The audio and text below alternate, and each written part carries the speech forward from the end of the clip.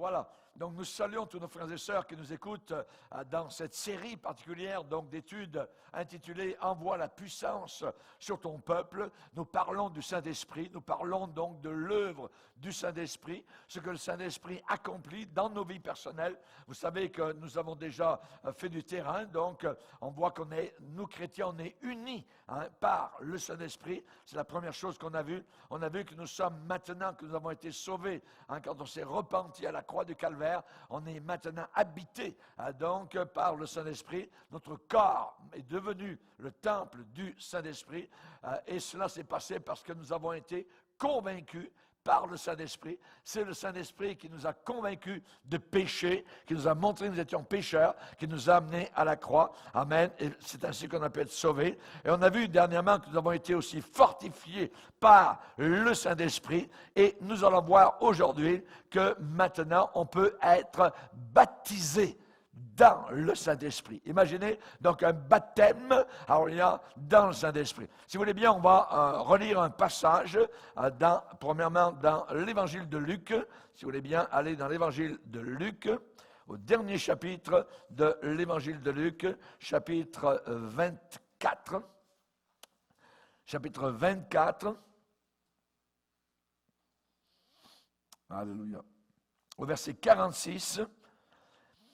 Et il leur dit, ainsi il est écrit que le Christ souffrirait et qu'il ressusciterait des morts le troisième jour, et que la repentance et le pardon des péchés seraient prêchés en son nom à toutes les nations, à commencer par Jérusalem. Vous êtes témoins de ces choses. Et voici, voilà une promesse que Jésus fait, j'enverrai sur vous ce que mon Père a promis. Mais vous restez dans la ville de Jérusalem, jusqu'à ce que vous soyez revêtus de la puissance d'en haut. On va lire un autre passage maintenant dans Actes des Apôtres, premier chapitre. Encore Jésus qui parle. Verset 4, Actes des Apôtres, premier chapitre, verset 4. Comme il se trouvait avec eux, il leur recommanda de ne pas s'éloigner de Jérusalem, mais d'attendre ce que le Père avait promis. Ce que je vous ai annoncé, leur dit-il, car Jean a baptisé d'eau, mais vous, dans peu de jours, vous serez baptisés du Saint-Esprit. Et le verset 8, mais vous recevrez une puissance, ou encore de la puissance, de la force, le Saint-Esprit survenant sur vous, et vous serez mes témoins à Jérusalem, dans toute la Judée, dans la Samarie et jusqu'aux extrémités de la terre. Amen. Seigneur, nous te bénissons pour ce que tu nous enseignes par rapport au Saint-Esprit. Nous te bénissons de ce que nous sommes unis par le Saint-Esprit. Nous avons été convaincus de péché, de justice et du jugement à venir par le Saint-Esprit. Nous te bénissons, Seigneur, pour maintenant le Saint-Esprit qui est en nous, qui nous habite.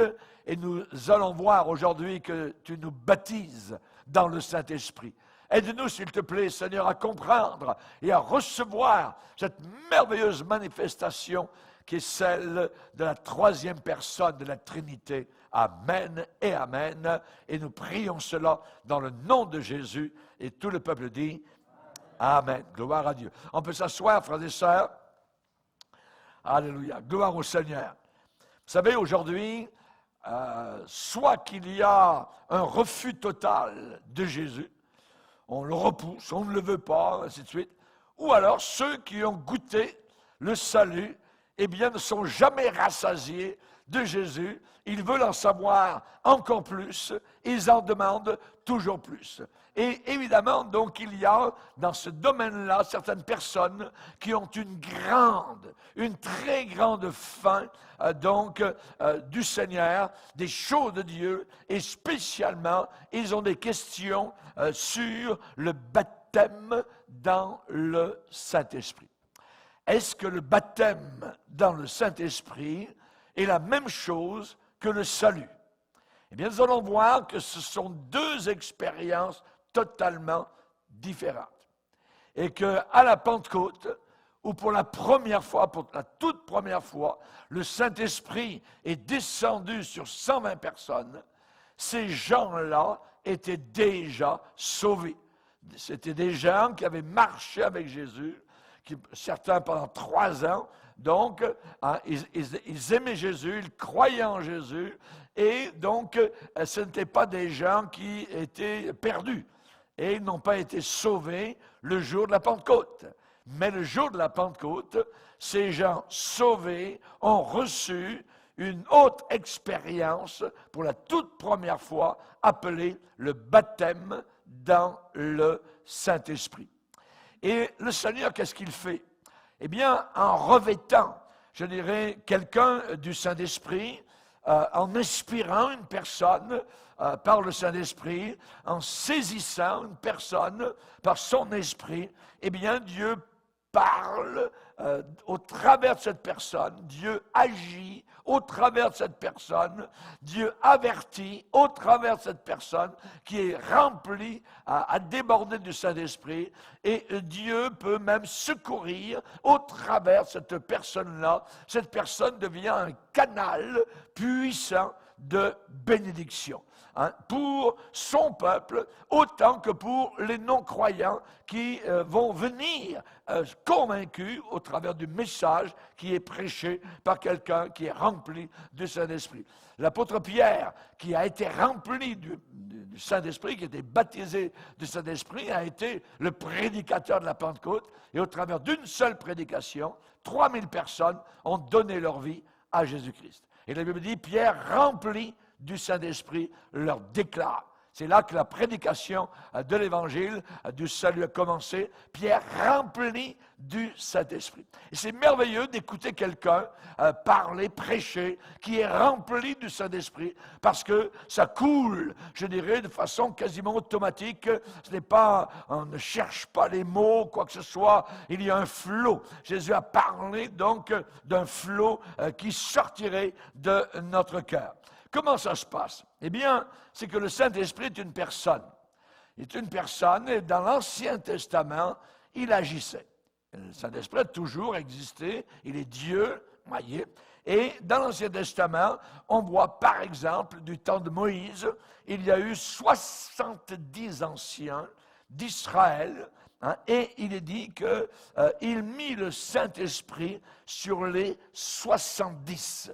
Ça veut dire qu'il y a eu quelque chose qui s'est passé, non pas comme à la Pentecôte, mais il y a eu quand même une infusion du Saint-Esprit chez 70 anciens qui ont aidé Moïse je dirais, à diriger, à conduire une assemblée, imaginée, de 2 à 3 millions de personnes. Donc, Moïse avait besoin d'aide. Et là, donc, des gens remplis du Saint-Esprit, ennemis de l'argent, la Bible déclare, qui pouvaient donc servir, donc spirituellement parlant, au service de Dieu. Donc, du temps de Moïse, on voit cela. On voit Gédéon, par exemple, dans un temps de bataille, il est dit, Gédéon fut revêtu du Saint-Esprit. Revêtu du Saint-Esprit. Exactement comme quelqu'un met une veste, il revêt son habit. Le Saint-Esprit venait dans l'Ancien Testament sur ces personnes qui étaient revêtues donc du Saint-Esprit. Donc, ça se passait généralement de façon sporadique. Ce n'était pas comme à partir de la Pentecôte, maintenant le Saint-Esprit demeure continuellement donc dans une personne et l'habite. Maintenant, on voit Samson, par exemple, dans l'Ancien Testament, dans le livre des Juges, il est dit « L'Esprit de l'Éternel saisit Samson ». Donc, il y a un saisissement. Cet homme, Samson, ce jeune homme, au début de son ministère, a été saisi et il a accompli évidemment des choses merveilleuses. David, on voit que lorsqu'il a reçu l'onction d'huile qui symbolisait l'Esprit de Dieu dans l'Ancien Testament, lorsque le prophète Samuel lui a versé donc sur ses belles boucles blondes l'huile sainte, eh bien, il est dit que l'Esprit de Saint-Esprit, l'Esprit de l'Éternel, saisit David à partir de là et dans la suite. Voyez? Donc, on voit cette action de l'Esprit à plusieurs reprises, évidemment, dans l'Ancien Testament. dans le Nouveau Testament, on a donc Jean-Baptiste. On a Jean-Baptiste, particulièrement, il a été annoncé que Jean-Baptiste serait rempli du Saint-Esprit dès le sein de sa mère. Imaginez.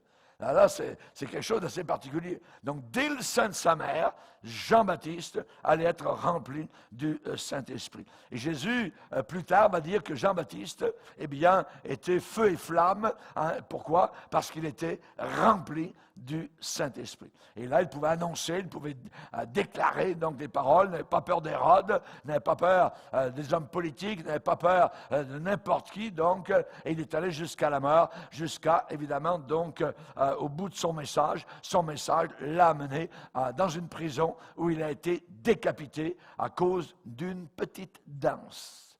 Mademoiselle a dansé. Voyez, la danse peut vous amener jusqu'à la mort.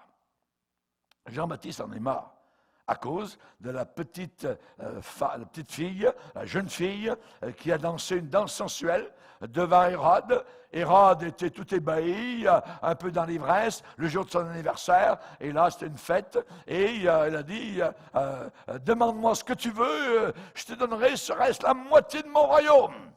Elle ne savait pas quoi demander, elle s'en va vers maman. Maman n'aime pas le prédicateur. Maman n'aime pas le pasteur, parce que le pasteur dévoile son péché et lui dit qu'elle n'a pas le droit. Elle n'a pas du tout le droit, donc, de se trouver avec, de vivre avec, quelqu'un qui n'est pas en accord avec la parole de Dieu. Et la mère dit à sa fille, demande-lui sur un plateau la tête du pasteur. Jean-Baptiste. Et c'est ce qui est arrivé. Pour une petite danse. Le péché finit toujours dans le sang. Le péché amène la mort. Le salaire du péché amène la mort. Et le prédicateur est mort à cause du péché, non pas de son péché, mais à cause du péché de cette femme-là. Donc, nous voyons, Jean-Baptiste a été rempli du Saint-Esprit depuis le sein de sa mère jusqu'à la fin de sa vie. Alléluia. Gloire au Seigneur. Un jour, nous le rencontrerons dans le ciel. Il aura une bonne tête. Amen. Sur les épaules. Amen. Alléluia. Le Saint-Esprit dans le Nouveau Testament. On a Marie. Gabriel vient la voir. Gabriel est un archange qui se tient devant le trône de Dieu. Et Dieu lui donne une mission. Gabriel, tu vas descendre dans le petit village de Nazareth et tu vas aller parler à une jeune fille qui est totalement vierge, qu'aucun homme n'a touchée, et tu vas lui dire que c'est elle que j'ai choisie pour porter mon propre fils. Donc, il y a un dialogue dans la cuisine, je ne sais pas, dans la cour de la maison, je ne sais pas comment ça s'est passé, la Bible ne dit pas de détails, mais quand Marie a dit, mais tu m'annonces quelque chose, je ne connais pas d'homme, je n'ai pas de relation, je ne suis pas marié. Et Gabriel lui dit, le Saint-Esprit de Dieu viendra sur toi et tu deviendras enceinte. L'Esprit de Dieu viendra sur toi. Donc l'Esprit de Dieu a commencé à agir pour, je dirais, l'incarnation du Fils de Dieu. Siméon est un autre exemple dans la parole de Dieu. On peut aller lire, si vous voulez bien, cet exemple qui est merveilleux. Siméon, dans Luc, l'évangile de Luc, chapitre 2, nous voyons au verset 25, et voici, il y avait à Jérusalem un homme appelé Siméon. Cet homme était juste et pieux, et il attendait la consolation d'Israël, et l'Esprit Saint était sur lui. Donc déjà là, quelque chose de merveilleux. L'Esprit Saint était sur lui. Et il est dit qu'il avait été averti divinement par le Saint-Esprit qu'il ne mourrait point avant d'avoir vu le Christ du Seigneur. Donc, le Saint-Esprit lui a dit, Siméon, tu ne mourras pas avant que tu aies vu le Messie d'Israël, le Sauveur du monde. Et il attendait. Et il l'a vu. Et il dit qu'un jour, il est venu au temple, poussé par le Saint-Esprit. C'est un homme de l'Esprit, Simeon. Le Saint-Esprit est sur lui, le Saint-Esprit l'avertit, et le Saint-Esprit le pousse à venir à la réunion. Ce n'est jamais le diable qui vous poussera à venir à la réunion. Mais le Saint-Esprit vous poussera. Il y a un désir. C'est l'heure de la réunion. Ça va commencer dans une couple d'heures. Il faut que je me prépare. Il faut que j'aille me faire ma toilette. Il faut que je m'en vais à la réunion. C'est poussé par le Saint-Esprit. Parce que dans une réunion, il se passe toutes sortes de choses. Des choses glorieuses, des choses merveilleuses. Hallelujah. Il peut y avoir des démons qui sont chassés. Il peut y avoir des malades qui sont guéris. Il peut y avoir des directions qui sont données de façon surnaturelle. Il peut y avoir des dons du Saint-Esprit. C'est formidable ce qui se passe dans une réunion où le Saint-Esprit agit. Parce que la Bible dit, là où est le Saint-Esprit, là est la liberté. Liberté d'exercer les dons de l'Esprit, liberté de chanter, de louer le Seigneur, d'adorer, liberté de pleurer s'il y a des sentiments forts qui viennent dans notre cœur. C'est glorieux quand le Saint-Esprit vient et on arrive d'une certaine manière et on ressort généralement d'une autre manière de la réunion. On peut venir fatigué, on peut venir découragé, on peut venir pécheur et on peut sortir sauvé. Alléluia. C'est quelque chose de merveilleux. Alléluia. Ça, c'est pas parce qu'on vient dans une église, mais c'est parce que le Saint-Esprit a travaillé, parce qu'il est là. Alléluia. Gloire au Seigneur. Donc, on voit Simeon, un homme de l'Esprit. Élisabeth, rappelez-vous, donc, on voit qu'elle était remplie du Saint-Esprit. Lorsque Marie est venue la rencontrer, et elle s'est écriée, « Béni soit donc la mère de mon sauveur », voyez, comment qu'elle dit ça, hein? Dans l'évangile de Luc, on va le lire un peu plus au premier chapitre, il est dit au verset 40, c'est Marie, donc il est dit, Marie entra dans la maison de Zacharie et salua Élisabeth. Et dès qu'Élisabeth entendit la salutation de Marie, son enfant tressaillit dans son sein et elle fut remplie du Saint-Esprit. Et quand vous êtes rempli du Saint-Esprit, il y a des paroles, il y a des louanges. Elle s'écria d'une voix forte, « Tu es bénie entre les femmes, et le fruit de ton sein est béni. Comment m'est-il accordé que la mère de mon Seigneur, elle l'appelle la mère de mon Seigneur, vienne auprès de moi. » Voyez? Donc, on voit qu'Élisabeth, là, est remplie du Saint-Esprit. Zacharie, donc le mari d'Élisabeth, eh bien aussi va être rempli du Saint-Esprit après que son incrédulité soit terminée. Et là, il est dit au verset, dans Luc chapitre 1er, verset 67, Zacharie, son père, le père de Jean-Baptiste, fut rempli du Saint-Esprit. Et là, donc, il y a tout un psaume qu'il va déclarer, qu'il va déclamer, il va prophétiser en ces mots. « Béni soit le Seigneur, le Dieu d'Israël, car il a visité, racheté son peuple. » Il va parler, verset 71, « Un sauveur qui nous délivre de nos ennemis et de la main de ceux qui nous haïssent. » Donc, on voit qu'il est en train de louer, de glorifier le Seigneur. Il est rempli du Saint-Esprit. Zacharie fut rempli du Saint-Esprit.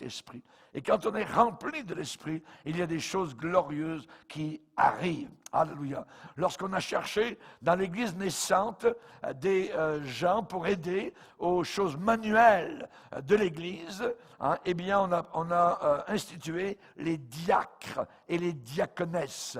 On a institué donc le diaconat, c'est-à-dire le service à l'intérieur de l'Église dans les choses matérielles. Et on a demandé que ces gens qui s'occupaient des choses matérielles soient pleins du Saint-Esprit.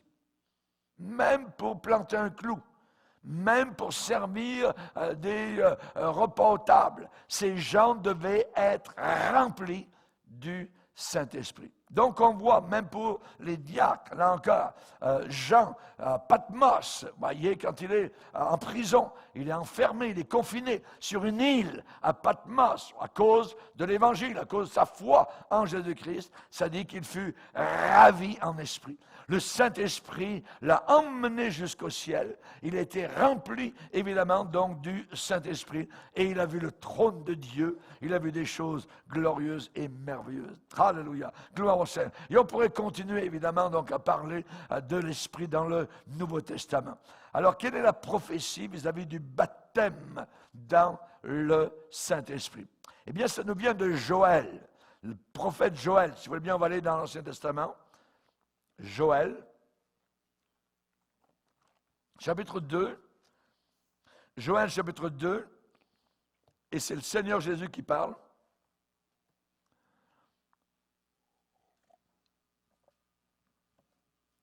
Et au verset 28, regardez bien, après cela, je répandrai, c'est Dieu qui parle, je répandrai mon esprit sur toute chair. Vos fils et vos filles prophétiseront. Ça ne veut pas dire qu'elles diront l'avenir, ça veut dire qu'elles vont annoncer la parole de Dieu. Elles vont témoigner, elles vont être remplies d'esprit. Vos fils et vos filles prophétiseront, vos vieillards auront des songes, des rêves, et vos jeunes gens des visions. Même sur les serviteurs et sur les servantes. Dans ces jours-là, je répandrai mon esprit et je ferai paraître des prodiges dans les cieux et sur la terre. Donc, on va s'arrêter là et on va aller maintenant dans Actes chapitre 2. Le jour où le Saint-Esprit, donc, est descendu à la Pentecôte et où cette prophétie s'est réalisée. Actes des Apôtres, Nouveau Testament, chapitre 2. C'est l'apôtre Pierre, donc, après le baptême dans le Saint-Esprit, où 120 personnes, donc, ont été baptisées du Saint-Esprit, et Pierre va répondre à la foule, parce qu'il les entendait parler en langue, et là, donc, ils ont dit, ils sont ivres totalement. Pierre a dit, non, non, non. Regardez verset 14. Alors Pierre, se présentant avec les 11, éleva la voix et leur parla en ces termes. Et c'est le début de la prédication de Pierre, celle qui a fait 3000 convertis d'un coup. Hommes juifs, et vous tous qui séjournez à Jérusalem, sachez ceci, et prêtez l'oreille à mes paroles. Ces gens ne sont pas ivres, comme vous le supposez, car c'est la 3e heure du jour, 9 heures du matin, donc on n'est pas généralement ivre à 9 heures du matin. Mais c'est ici, regardez bien ce qu'il dit, c'est ici ce qui a été dit par le prophète Joël. Et il va citer ce que nous venons de lire dans Joël chapitre 2. Dans les derniers jours, dit Dieu, je répandrai de mon esprit sur toute chair. Vos fils et vos filles prophétiseront, vos jeunes gens auront des visions, vos vieillards auront des songes. Voyez? Donc, on voit que Pierre va prendre le passage de Joël chapitre 2 pour expliquer ce qui est arrivé, donc, en cette journée-là, journée de la Pentecôte. On appelle ça le baptême dans Saint-Esprit qui a eu lieu. Jean-Baptiste. Vous vous rappelez, Jean-Baptiste, donc, c'est celui qui baptisait dans l'eau. Et son attraction était si forte que ce n'est pas lui qui allait vers les gens, c'est les gens qui quittaient la ville, la capitale, et qui allaient par milliers au bord du Jourdain écouter ce prédicateur. Voyez. Et même le roi Hérode a quitté la capitale pour aller écouter donc Jean-Baptiste. Jean-Baptiste n'était pas un fake, ce n'était pas quelqu'un qui jouait un rôle religieux, ainsi de suite. Non, non, c'était un véritable, c'était un réel, un authentique, un homme de Dieu. Et il disait aux gens, moi, je vous baptise dans l'eau, je vous plonge dans l'eau pour vous amener à la repentance, mais celui qui vient après moi, lui, il vous baptisera du Saint-Esprit et de feu. Donc Jean-Baptiste a parlé d'un autre baptême. Non plus le baptême dans l'eau, le baptême de la repentance, mais il a parlé du baptême dans le Saint-Esprit. Et Jésus lui-même, donc, a fait la différence dans Actes des Apôtres, au 1er chapitre. Jésus va dire, Hein, attendez ce que le Père a promis, car Jean a baptisé d'eau, mais vous, dans peu de jours, vous serez baptisés du Saint-Esprit. L'expression baptême du Saint-Esprit ou baptême dans le Saint-Esprit, c'est dans la Bible. Et ça a été même dans la bouche de Jésus. Donc, c'est une expérience à faire, évidemment, et recommandée à tous les chrétiens dès que vous avez été sauvés. Alléluia. Il y a le salut. Vous démontrez que vous êtes sauvés en vous faisant baptiser dans l'eau. Et ensuite, il y a un autre baptême qui est le baptême dans le Saint-Esprit. Et Jésus a dit de feu. Baptême du Saint-Esprit et de feu. Donc moi, a dit Jean-Baptiste, je vous baptise dans l'eau pour vous amener à la repentance. Mais celui qui vient après moi, il parlait de Jésus. Il parlait de Jésus. Lui. Donc, qui baptise dans le Saint-Esprit? Ce n'est pas un pasteur. Voyez, le pasteur peut prier, mais ce n'est pas lui qui baptise. Voyez, c'est Jésus qui prend la personne et, spirituellement parlant, plonge la personne, non plus dans de l'eau du baptistère, mais dans le fleuve spirituel de l'Esprit, du Saint-Esprit. C'est une expérience puissante. Parce que Jésus a dit, vous recevrez de la puissance. Ce mot puissance, en grec, c'est dynamis, qui a fait en français dynamite. Voyez? C'est-à-dire que quelqu'un qui est rempli de son esprit, c'est comme une dynamite. Il met le feu partout. Voyez? Il met le trouble partout aussi, parce que les gens ne veulent rien savoir de Dieu, mais c'est du bon trouble. Amen. Alléluia. Parce que ça dérange, ça secoue. Voyez, parce que les gens ne s'attendent pas, évidemment, ces puissances, je dirais, de l'au-delà, qui convainc de péché, qui amène à Jésus-Christ, hein, et qui, évidemment, élève la puissance du calvaire. C'est le Saint-Esprit qui fait cela. Alors, la promesse du baptême dans le Saint-Esprit a été faite aussi par Jésus. J'ai parlé de Jean-Baptiste, Jésus aussi a fait la promesse. J'enverrai sur vous ce que mon Père a promis. Dans peu de jours, vous serez revêtus de la puissance du Saint-Esprit. Imaginez, Jésus leur a dit, c'est préférable que vous n'évangélisiez pas avant d'avoir été baptisé dans le Saint-Esprit. Parce qu'en recevant le baptême dans le Saint-Esprit, vous allez redoubler votre influence, votre énergie, votre puissance. Donc, attendez. Non, ne partez pas tout de suite évangéliser. Attendez jusqu'à ce que vous soyez revêtus. Et Jésus a parlé de la puissance d'en haut. D'en haut. Il y a le haut, spirituellement parlant, et il y a le bas. Le ciel est toujours en haut et l'enfer est toujours en bas. Voyez? Et Jésus a parlé de la puissance d'en haut. La puissance, donc, du Saint-Esprit. Vous recevrez de la puissance, celle du Saint-Esprit, et vous serez mes témoins. Alléluia. Pourquoi cela? Pourquoi cela? Le but, voyez? Eh bien, Jésus a dit, il vous est avantageux que je m'en aille. C'est mieux que je m'en aille, que je remonte au ciel, hein, et je vous enverrai le Saint-Esprit. Et quand il sera venu, il convaincra le monde de péché, de justice et de jugement. Personne ne peut être sauvé s'il n'a pas été convaincu qu'il est un pécheur, perdu, pervers, et ainsi de suite. Et ce travail-là, eh bien, c'est le Saint-Esprit qui le fait. Et il l'a fait dans chacun de nous. Beaucoup de gens pleurent le jour où ils sont sauvés. Parce que même si c'est des bonnes personnes, voyez, on va dire du bon monde, voyez, mais le bon monde est méchant. Le bon monde ne croit pas en Dieu.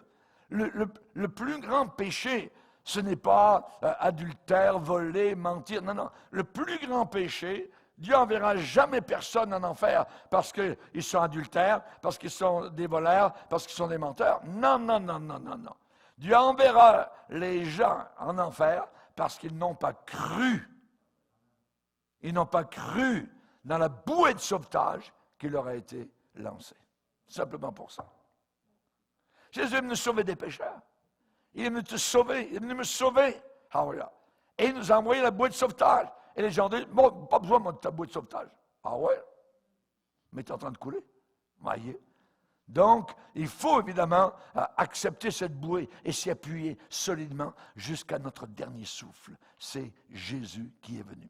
Alors, on sait que Jésus a dit, le Saint-Esprit, il rendra témoignage. Ça veut dire, il va témoigner de quoi? Il va témoigner de moi. Il rendra témoignage de moi. Le Saint-Esprit rend témoignage de Jésus. Il élève Jésus. Il élève la personne de Jésus. Il élève l'œuvre du calvaire. Il élève le sacrifice ensanglanté à la croix. C'est le Saint-Esprit. Et parfois, on entend des prédications, on dirait qu'on y est là, qu'on est au pied de la croix, qu'on est juste devant Jésus en train de mourir pour nos péchés. Mais qui fait cela? Ce n'est pas le prédicateur, voyez. Ce n'est pas les paroles d'éloquence, c'est le Saint-Esprit qui nous amène, je dirais, à voir quasiment et à vivre quasiment le drame qui s'est passé à Golgotha. Merci Seigneur. Merci Seigneur pour ton Saint-Esprit. Il rendra témoignage de moi. Alléluia. Il vous enseignera toutes choses. Le Saint-Esprit nous enseigne. Il nous montre ce qui se passe actuellement dans le monde. C'est pas compliqué.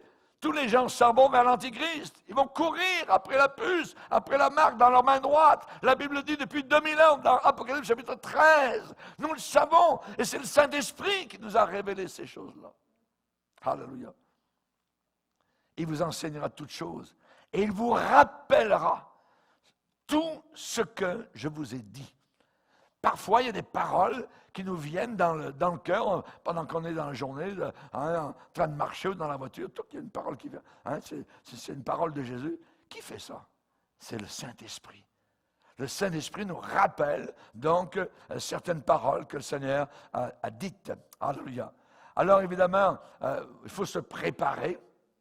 Comment est-ce qu'on se prépare à recevoir le baptême dans le Saint-Esprit?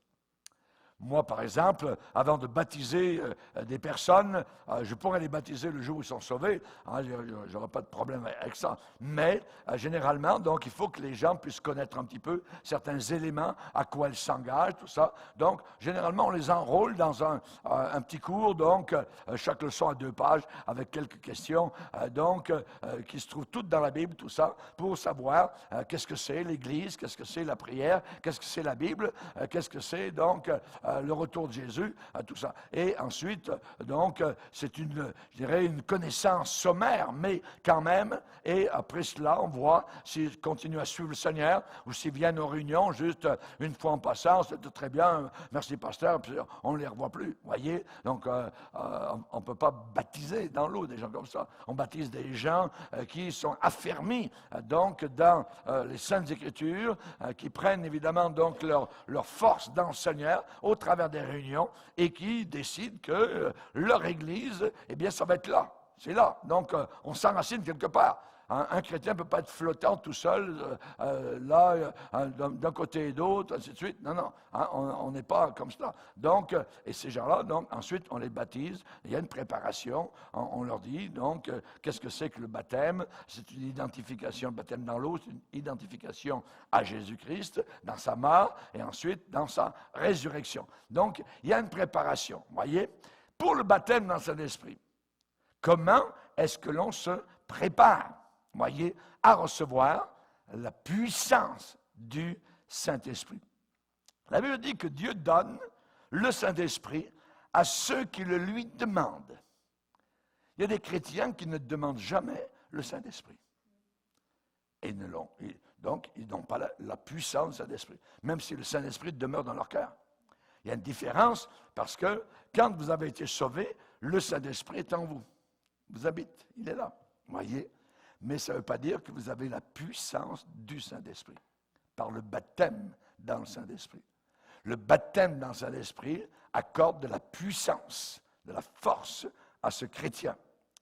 Le Père donne le Saint-Esprit à ceux qui le lui demandent. Il faut le demander.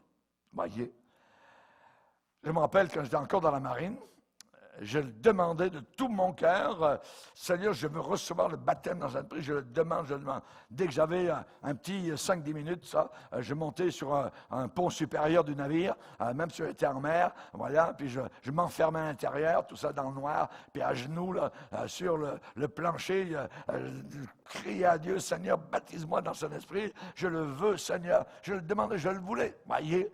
Et je l'ai reçu, non pas donc sur l'océan, non pas sur mon bateau, mais dans l'église locale qui a été ma première église, donc à Nouméa. Donc c'était un dimanche matin après une réunion où il y a eu un temps de prière. Et là, le Seigneur m'a accordé le baptême dans le Saint-Esprit. Mais je l'ai demandé, j'ai demandé, Seigneur, je le veux, voyez. Il y a des gens qui, quand on leur parle comme ça, ils disent, Seigneur, donne-moi le baptême dans le Saint-Esprit, tout ça, puis ils demandent une fois, puis oh, Seigneur le donnera quand il voudra.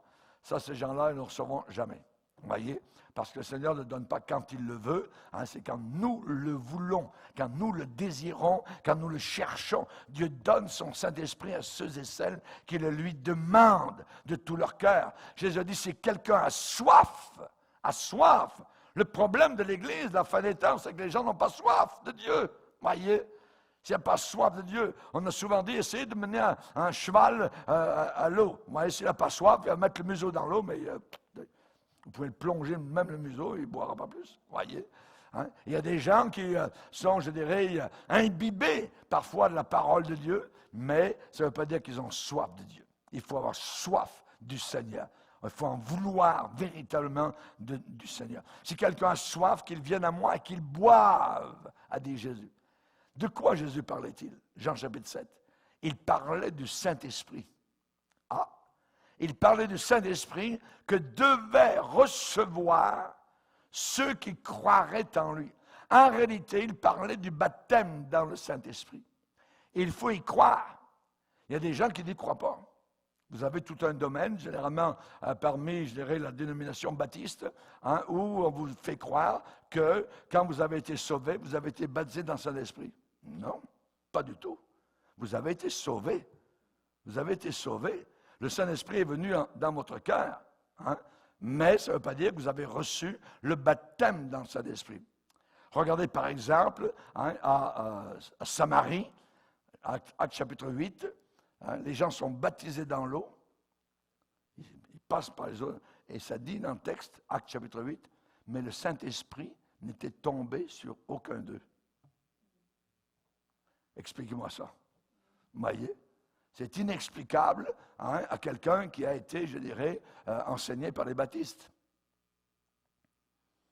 Parce que pour eux, le baptême dans le Saint-Esprit, c'est le jour où vous avez été sauvés.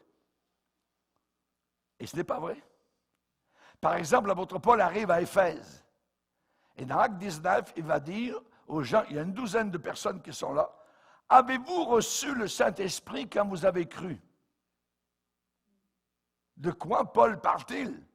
Avez-vous reçu le Saint-Esprit quand vous avez cru? Paul ne parle pas, évidemment, donc, du salut. Il parle du baptême dans le Saint-Esprit. Et ces gens-là ont dit, on n'a même pas entendu parler du baptême dans le Saint-Esprit. Oh, je vais vous en parler. C'était des gens qui croyaient, des gens qui avaient été sauvés, mais ils n'avaient pas été baptisés dans le Saint-Esprit. Et après la prédication, l'enseignement de Paul sur le baptême dans le Saint-Esprit, les 12 personnes, toutes l'ont reçu, et il dit, toutes se mirent à parler en langue et à glorifier Dieu. Le signe que l'on voit que quelqu'un est baptisé dans le Saint-Esprit selon les actes des apôtres, il va commencer à parler dans de nouvelles langues. C'est le signe du départ, du début, voyez. Et cela, évidemment, donc, est très, très important. Le Saint-Esprit est donné par le Seigneur à ceux qui lui obéissent. À ceux qui lui obéissent. Dieu donne le Saint-Esprit à ceux qui lui obéissent. Comment ça s'est passé à la Pentecôte? Le jour de la Pentecôte, il est dit qu'ils ont prié pendant 10 jours. C'est une réunion de prière qui a duré 10 jours. Ils étaient tous unis dans la prière. Et le jour de la Pentecôte, quand le Saint-Esprit est tombé sur eux, ça dit qu'ils ont commencé à parler dans d'autres langues selon que le Saint-Esprit leur donnait de s'exprimer, une expression vocale dans un parler en d'autres langues qu'il n'avait jamais appris. Paul l'apôtre explique en disant, celui qui parle en langue ne parle pas aux hommes, mais à Dieu. Mais à Dieu. Voyez? Et c'est en esprit qu'il dit quoi? Il dit des babels, des babioles, n'importe quoi. Non, non. Il dit des mystères. Il dit des mystères. 1 Corinthiens chapitre 14. Voyez? Donc c'est quelque chose évidemment de très important. La croix. Être sauvé par une croix, par un homme qui est mort sur la croix il y a 2000 ans. Mais c'est une folie.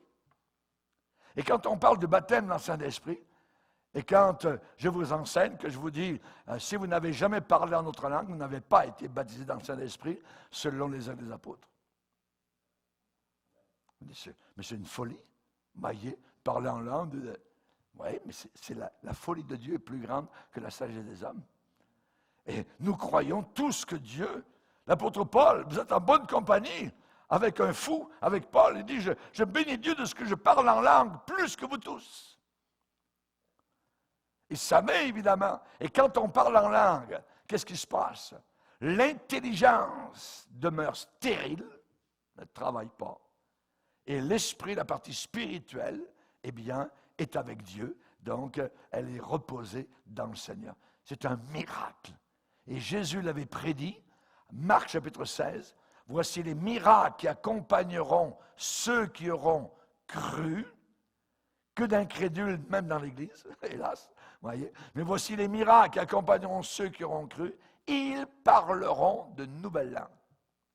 Et on ne parle pas ici des langues à l'Institut linguistique missionnaire, machin chouette. Non, non, non.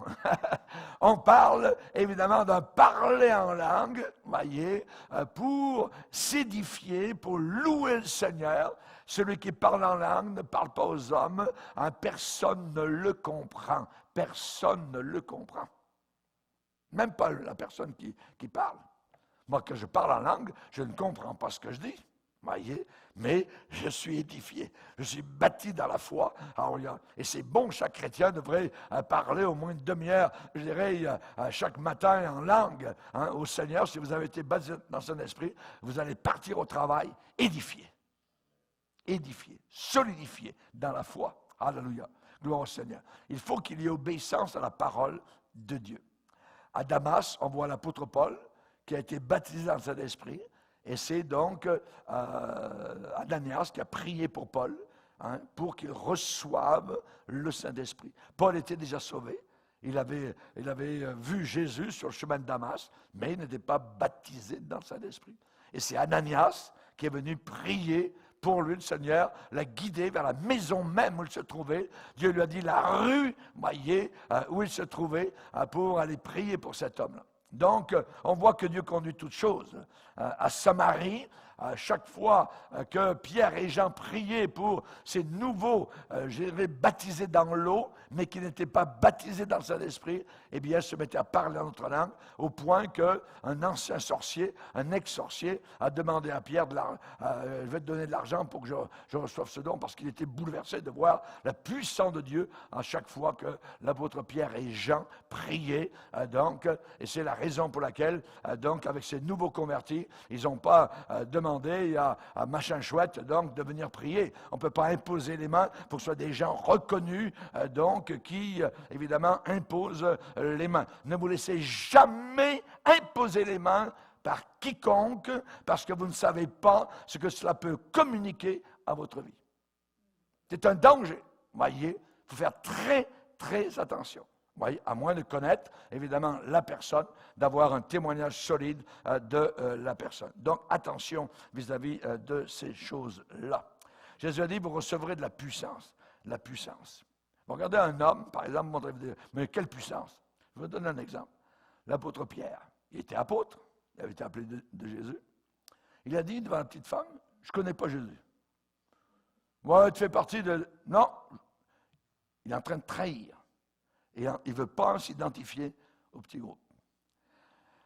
Prenez quelques jours plus tard, ce même homme, il est devant la foule à Jérusalem, et il prêche la parole, Il leur dit, vous avez cloué le Seigneur de gloire, vous avez fait ci, c'est la prophétie qui s'accomplit de Joël, vous voyez, mais quelle sorte de bonhomme. C'est pas le même Pierre devant la petite servante et le même Pierre devant la foule à Jérusalem. Eh bien oui, c'est le même homme. Mais entre les deux, il a été baptisé dans le Saint-Esprit. Alléluia. Et c'est la raison pour laquelle, quand Jésus dit, vous recevrez de la puissance, nous ne voyons plus jamais l'apôtre Pierre renier Jésus de toute sa vie. Il nous a laissé un héritage merveilleux, 2 épîtres merveilleuses. Et dans la 2e année de notre école biblique, les étudiants et étudiantes vont étudier la première épître de Pierre en 30 leçons au moins, peut-être 32, je ne sais pas, mais parce que c'est tellement riche, voyez, et ça vient d'un homme, évidemment, donc, qui a connu une 2e chance. Le Seigneur ne l'a pas repoussé, le Seigneur lui a donné une autre chance pour qu'il puisse, évidemment, donc, accomplir ce que le Seigneur voulait qu'il fasse ici-bas sur sa terre. Imaginez si ce n'était pas, pour nous-mêmes, dans nos propres vies, si ce n'était pas la 2e chance que Dieu nous donne, où serions-nous aujourd'hui? Où serions-nous aujourd'hui? Dieu est bon. Amen. Si, évidemment, on reconnaît, Pierre a pleuré amèrement sur ses péchés. Il a pleuré amèrement. Je ne le connais pas. Qu'est-ce que tu veux dire? Et il a blasphémé en plus. Voyez? Il avait dormi à côté de Jésus. Il avait vu Jésus dans sa gloire sur la montagne de transfiguration. C'est lui qui avait tiré les filets remplis de poissons. Lui, il savait très bien qu'à cette heure-là de la journée, il n'y avait pas de poissons dans le lac de Génézareth. Jette, Pierre, tes filets sur ce côté de la barque. Ouais. Sur ta parole, je vais le faire. Il l'a fait. Il a vu des choses inimaginables. Pierre, on n'a pas d'argent pour passer la douane. Mais prends ta canne à pêche, puis le premier poisson que tu prendras, tu ouvriras la gueule, puis il y aura une pièce d'argent, puis tu la prendras. Il y en a des milliers de poissons. Le premier, oh, ça frétille. Oh, une pièce. Il n'y a pas de hasard avec Dieu. Vous voyez, il a vu des choses inimaginables. Il a entendu des choses glorieuses. Imaginez. Quand il était sur la montagne de transfiguration, il a entendu la voix du Père qui a dit « Celui-ci est mon Fils bien-aimé » en montrant Jésus. C'est lui qui avait dit « Seigneur, on est trop bien sur la montagne, on ne descend plus en bas. On veut planter des tentes ici parce que c'est trop merveilleux. C'est la gloire de Dieu. » Et maintenant, devant une petite femme, « Oui, ton accent galiléen, on te reconnaît. » Ben ouais, il me semble que je t'ai vu avec Jésus. Tu veux dire quoi, toi, là? Rien, non, je ne l'ai jamais connu, je ne sais pas qui c'est. Tu parles de qui, toi? Il est descendu. Mais ce même homme a été baptisé dans le Saint-Esprit, pardonné par Jésus, rempli du Saint-Esprit. Il a parlé en langue. Alléluia. Marie, la mère de Jésus, a parlé en langue. Les demi-frères de Jésus étaient là dans la prière pendant des jours. Eux aussi ont parlé en langue. On glorifiait le Seigneur. Alléluia. Gloire au Seigneur. Alors, j'aimerais vous donner quelques directions pratiques. Voyez, vous avez le Saint-Esprit. Ça, c'est clair. Vous l'avez. Si vous êtes sauvé, vous avez donné votre cœur à Jésus, vous êtes repenti de vos péchés, vous avez le Saint-Esprit depuis votre salut. Amen. Mais, comme vous avez le Saint-Esprit en vous, si vous n'êtes pas baptisé dans le Saint-Esprit, vous n'avez pas la manifestation du Saint-Esprit. La manifestation du baptême dans le Saint-Esprit, qui est le parler dans des langues nouvelles. C'est un miracle. Un miracle. Vous voyez? D'où ça vient, pasteur? Ça vient de l'intérieur. Jésus a dit, de son sein couleront des fleuves d'eau vive. Puisque le Saint-Esprit est en vous, il faut comme une source d'eau jaillisse comme un geyser, voyez, il faut que ça sorte, voyez, ça vient de l'intérieur en montant et en sortant. Dans des paroles de gloire, des paroles que vous écoutez, alléluia. Ils ont commencé à parler dans de nouvelles langues, comme l'eau monte dans un puits. Vous voyez, hein? Jaillit d'un geyser, hein? La source d'eau qui jaillit parfois avec violence. Hein? Et il y a les Islandais, en Islande. Hein, d'où ça vient le mot geyser? Ça vient, ils ont un mot geysa, ça veut dire jaillir. Un geyser, hein, c'est de l'eau dans le sous-sol qui jaillit. Le Saint-Esprit est en vous. Et le Saint-Esprit veut qu'il y ait des flots qui jaillissent jusqu'au trône de la gloire. Alléluia. Donc, nous avons cela. Maintenant, quand on prie pour le baptême dans le Saint-Esprit, quand on demande que Dieu nous baptise dans le Saint-Esprit, vous commencez à adorer Dieu. Il faut toujours adorer Dieu. Voyez, vous adorez le Seigneur, vous commencez en français, hein, vous commencez, merci Seigneur, tu es merveilleux, tu m'as sauvé, tu m'as pardonné. Hein, et à un moment donné, le Seigneur vous baptise dans le Saint-Esprit et vous continuez à parler, mais non plus en français. Vous ne pouvez pas parler deux langues à la fois, c'est impossible. Moi, je parle en anglais et je parle en français. Mais je ne peux pas parler les deux à la fois, c'est impossible. Et c'est la même chose. Alléluia, merci Seigneur, tu es merveilleux, tout ça. À un moment donné, vous devez arrêter, stopper. Mais vous devez continuer à parler dans les langues que Dieu vous accorde, dans une élocution. Et pour la première fois de votre vie, vous vous écoutez parler. Vous écoutez parler. Et vous n'êtes pas en train de dire des bêtises. Vous êtes en train de proclamer des mystères. Vous êtes en train de louer Dieu. Celui qui parle en langue ne parle pas aux hommes, mais à Dieu. Personne ne le comprend. En esprit, il dit. Il dit. C'est lui qui dit. Ce n'est pas Dieu qui va le dire, c'est vous qui allez le dire. Il dit des mystères. Alléluia. Et évidemment, donc, il faut ouvrir votre bouche. Il faut ouvrir la bouche. Hein? Ça, c'est important. Et vous commencez à louer Dieu. Vous ouvrez la bouche. Ouvrir la bouche, c'est ça. Hein? Ah! Vous ouvrez la bouche. Il y a des gens, j'ai trop vu au travers de mes années de ministère, des gens qui viennent pour recevoir le baptême dans l'esprit, ils sont là, debout, puis ils sont devant le Seigneur, ils aiment le Seigneur, puis ils sont la bouche fermée. Puis, la prière finie, ils repartent, la bouche fermée, assis à leur chaise, ils n'ont rien reçu. Parce qu'il faut parler, il faut ouvrir la bouche pour recevoir le baptême dans le Saint-Esprit. C'est une expression que l'on dit. C'est une élocution, c'est un son, c'est une parole. Hein, c'est quelque chose de merveilleux. C'est une prononciation, une émission de mots. Il y a des gens qui ont dit, quand ils prient pour ces gens, pour qu'ils reçoivent le baptême, dis rapidement, vite, alléluia, alléluia, puis à un moment donné, comme jamais de la vie. On ne dit pas alléluia rapidement, puis ensuite, là, vous parlez en langue. Non, non, non, non. C'est un langage que Dieu vous donne. Vous commencez à parler en d'autres langues, comme le Seigneur vous donne de vous exprimer. Alléluia. Donc, c'est une élocution. Et la Bible dit qu'à la Pentecôte, ils commencèrent à parler, selon que le Saint-Esprit leur donnait de s'exprimer. Et Dieu va vous guider tout de suite dans votre langage de prière. C'est un langage de prière. Moi, tous les jours, je parle en langue, voyez. Depuis 50 ans, je bénis le Seigneur, voyez, parce que c'est trop merveilleux. Parce que celui qui parle en langue s'édifie lui-même. S'édifie lui-même. On a vu des gens qui ont été délivrés de la drogue, délivrés de la pornographie, tout ça, mais n'ont pas été baptisés dans le Saint-Esprit, tout de suite. Voici rapidement, dans les semaines ou les mois après leur conversion, ils sont retournés. Le diable les a eus, il n'y avait pas assez de puissance, il n'y avait pas assez de force, il n'y avait pas assez d'énergie.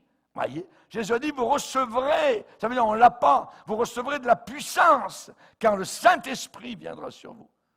Et vous témoignerez, vous serez mes témoins. Alléluia, gloire au Seigneur. Donc, on peut, je dirais, facilement, rapidement recevoir la manifestation du parler en langue. Alléluia. Donc, il faut toujours se souvenir que tout ce que vous allez dire quand vous louez le Seigneur dans ces nouvelles langues, c'est une manifestation du Saint-Esprit. Et on doit l'accepter comme tel. Alléluia. Gloire au Seigneur. Jésus dit, voici les miracles. Expliquez-moi un miracle. Expliquez-moi comment la mer Rouge s'est ouverte. Je ne peux pas expliquer. Expliquez comment 5000 personnes ont été nourries avec quelques petits pains et 2-3 poissons. C'est inexplicable. Le parler en langue est inexplicable. Mais c'est une édification. Autant la croix est une folie pour ceux qui périssent, autant le parler en langue est une folie pour ceux qui n'y croient pas. Moi, j'y crois. Et je bénis le Seigneur parce que c'est quelque chose de merveilleux. Alléluia. Et c'est Jésus lui-même, notre Sauveur, qui l'a promis. Alléluia. Tout ce que Jésus peut me donner, je veux le recevoir. Alléluia. Je veux avoir tout ce que Jésus a promis. Merci Seigneur. Alléluia. Et je dirais, souvenez-vous, Amen, c'est une manifestation du Saint-Esprit. Le parler en d'autres langues. Jésus a dit, si un enfant demande un œuf à son père, est-ce que le parent va lui donner un œuf? S'il demande un poisson, l'enfant, est-ce que le parent va lui donner un poisson ou un scorpion ou un serpent? Ben non. Jésus dit, méchant comme vous l'êtes. Méchant comme vous l'êtes. Vous savez donner de bonnes choses à vos enfants. À combien plus forte raison Dieu donnera-t-il le Saint-Esprit à ceux qui demandent le Saint-Esprit? Dieu ne donne pas autre chose que le Saint-Esprit. Amen. Il y a des gens qui pensent qu'ils vont recevoir quelque chose qui vient du diable quand ils demandent le Saint-Esprit au Seigneur. Jamais de la vie. Jamais de la vie. Moi, quand j'ai reçu le baptême dans le Saint-Esprit, je ne me suis pas dit, « Ah tiens, le diable m'a béni. » Tu sais, ça vient de Satan. Jamais de la vie. Ça vient de Dieu, voyez. Ça vient du Seigneur, c'est promis dans la parole du Seigneur. Et les résultats du baptême dans le Saint-Esprit, c'est quoi? L'adoration, la prière, les actions de grâce. Il nous sanctifie, il nous console, la joie, l'amour. On est des témoins efficaces. On parle avec autorité, on manifeste. Alors, il y a le témoignage libérateur du Seigneur Jésus-Christ. On permet à Dieu de se servir, l'Église, pour enseigner la vérité, pour manifester les dons spirituels. Alléluia, gloire au Seigneur. Soyez remplis du Saint-Esprit. Nous demande la parole de Dieu. Alléluia. Gloire au Seigneur. Que Dieu nous bénisse. Amen. Envoie la puissance sur ton peuple. La puissance d'autrefois. On va s'arrêter là. On va se lever debout ensemble. Amen. Ceux qui ont déjà reçu le baptême dans son esprit, je vais vous demander ce soir de parler en d'autres langues. Vous allez louer le Seigneur dans ces langues. Et si vous ne l'avez pas reçu, amen, vous allez le recevoir. Le Seigneur est capable de vous le donner. Amen. Simplement dire merci Seigneur. Alléluia. Vous commencez à le louer dans les langues nouvelles qu'il vous accorde. Amen. Alléluia. Seigneur, nous voulons te bénir. Nous voulons te glorifier pour ta présence, pour ta grâce, pour ta gloire. Veuille bénir abondamment ton peuple, Seigneur. Alléluia. Rababakonesh cantala bario de la cantala boria. And ribabaquanta scariscental multia. And ribaconoscoria de ribabaconos cantala multia. And the bario de ribabacaria scoria del bario de Rocaia.